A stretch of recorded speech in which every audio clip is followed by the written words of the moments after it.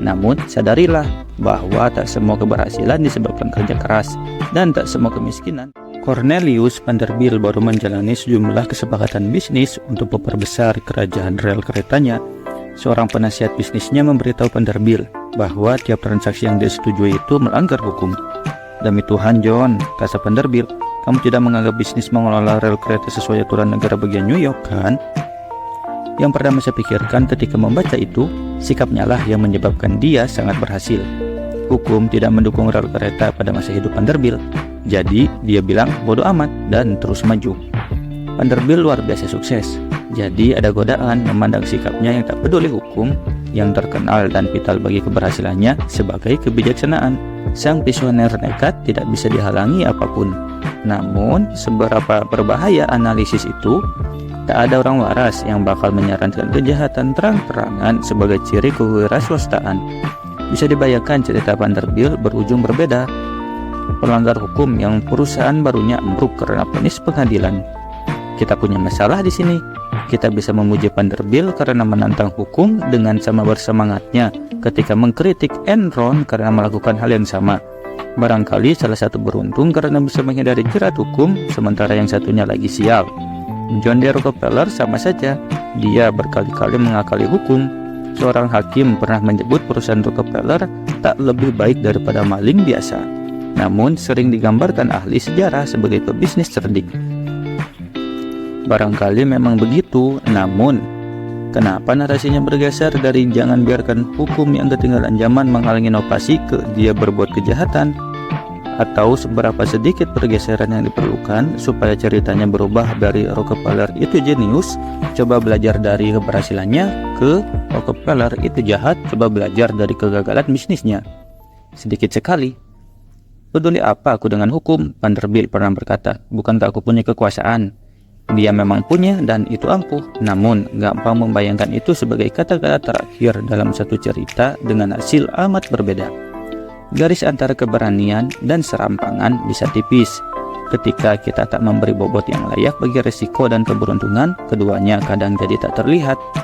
Benjamin Graham dikenal sebagai salah satu investor terbesar sepanjang masa, bapak investasi nilai dan salah satu gurunya Warren Buffett. Namun sebagian besar keberhasilan investasi Benjamin Graham disebabkan kepemilikan atas sejumlah besar saham Geico yang dia akui sendiri melanggar hampir semua aturan diversifikasi yang Graham tulis di buku-bukunya. Di mana garis tipis antara berani dan nekat berada? Saya tak tahu. Graham menulis mengenai keuntungan besar dari Geico. Satu keberuntungan atau satu keputusan sangat cerdas, bisakah dibedakan? Tidak mudah.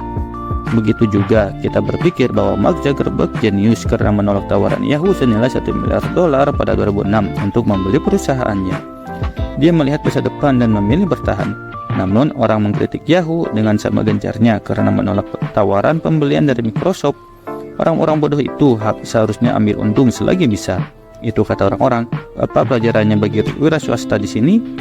Saya tak tahu karena resiko dan keberuntungan sangat sukar dipastikan. Ada banyak sekali contohnya. Banyak keuntungan dan kegagalan disebabkan faktor luar. Para manajer paling hebat dan paling payah menggerakkan bawahannya sekeras mungkin. Pembeli adalah raja dan pembeli tak tahu apa yang dia mau sama-sama diterima sebagai kebijaksanaan bisnis. Garis terbatas antara sangat berani dan sembarangan bisa hanya setebal 1 mm dan baru kelihatan kalau disorot lampu. Risiko dan keberuntungan adalah dua sisi koin yang sama. Itu bukan masalah gampang. Kesukaran mengenali apa itu keberuntungan, apa itu keahlian, dan apa itu risiko adalah salah satu masalah terbesar yang kita hadapi ketika mencoba belajar mengenai cara terbaik mengelola uang. Namun dua hal bisa mengarahkan Anda dengan lebih baik. Hati-hati dengan siapa yang Anda puji dan kagumi, hati-hati dengan siapa yang Anda remehkan dan hindari. Atau hati-hati saja kalau menganggap bahwa 100% hasil bisa dikaitkan dengan upaya dan keputusan. Sesudah putra saya lahir, saya menulis surat untuk dia. Sebagian isinya, beberapa orang lahir di keluarga yang mengutamakan pendidikan, yang lain lahir di keluarga yang tak peduli pendidikan, beberapa lahir di ekonomi yang tumbuh pesat dan mendorong wira swasta, yang lahir pada masa perang dan kesulitan.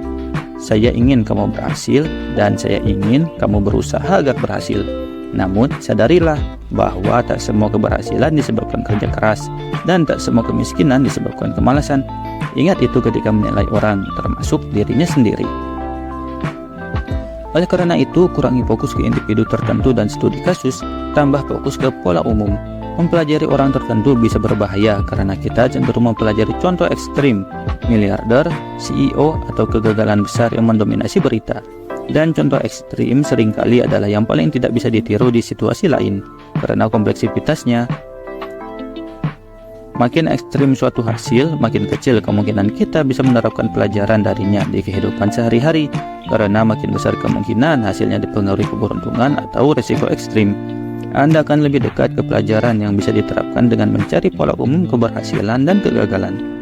Makin lazim polanya, makin bisa dipakai dalam hidup Anda. Mencoba meniru keberhasilan investasi Warren Buffett itu sukar, karena hasil Buffett sangat ekstrim sehingga peran keberuntungan dalam hidupnya mungkin besar.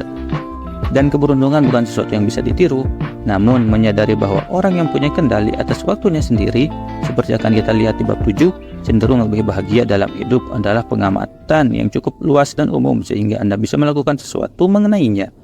Ahli sejarah favorit saya, Frederick Lewis Allen, menghabiskan karirnya menggambarkan kehidupan rata-rata orang Amerika, bagaimana mereka hidup, bagaimana mereka berubah, apa pekerjaan mereka, apa makan malam mereka, dan lain-lain. Ada lebih banyak pelajaran relevan yang didapat dari jenis pengamatan luas itu daripada mempelajari hal-hal ekstrim yang cenderung mendominasi berita.